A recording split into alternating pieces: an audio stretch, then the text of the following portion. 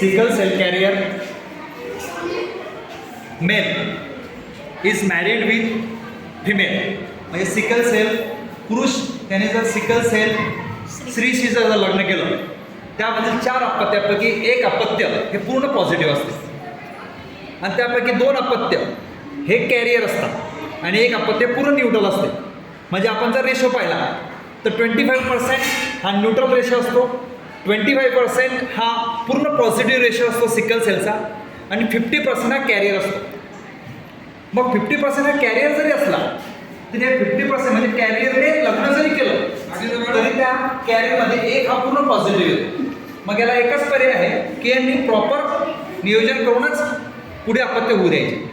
कारण की यामधला एक कोणी हा पूर्ण पॉझिटिव्ह येणार आहे. तो आपण सांगू शकणार नाही का पहिला पॉझिटिव्ह का दुसरा येईल का तिसरा येईल का चौथा येईल. त्यामुळे याला एकच पर्याय आहे की नियोजन करून आपण अपत्य होऊ दिली पाहिजे. थँक्यू.